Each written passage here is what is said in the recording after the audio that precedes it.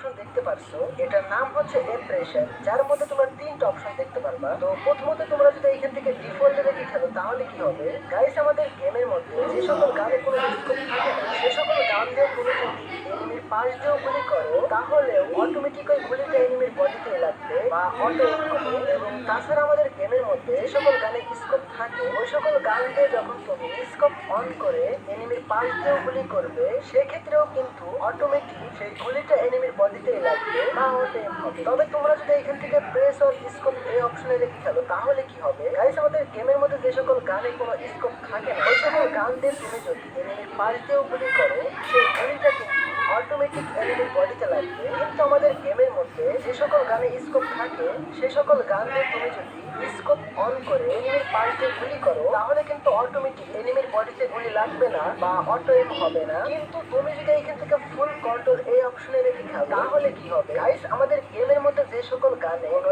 Scope থাকে না সে সকল গান দিয়ে তুমি যদি এনিমির পাশ দিয়েও গুলি করো একটা গুলিও কিন্তু এনিমির বডিতে লাগবে না বা অটো এম হবে না। এবং তাছাড়া আমাদের গেমের মধ্যে যে সকল গানে স্কোপ থাকে ওই সকল গান দিয়ে স্কোপ অন করে তুমি যদি এনিমির পাশ দিয়ে গুলি করো একটা গুলিও কিন্তু এনিমির বডিতে লাগবে না। মোট কথা হচ্ছে ফুল কন্ট্রোলে খেললে যে কোনো গান দিয়ে এনিমিকে গুলি করো না কেন একটা গুলিও কিন্তু এনিমির বডিতে লাগবে না বা বলতে পারো এক কথায় অটো এম হবেই না। তো যাই হোক গাইস, এখানে যে ইমপ্রেশন নামে অপশন আছে আর এই অপশনের মধ্যে তিনটা অপশন ছিল, কোন অপশনের কি কাজ সেটা তোমাদের বলে দিচ্ছি। এখন কথা হচ্ছে এই তিনটার মধ্যে তোমরা কোনটা রাখবা। আমি তোমাদের বলবো অবশ্যই তোমরা ডিফল্টে রাখবা, কারণ এই ডিফল্টে খেললে অটো এম হয় আর অটো এম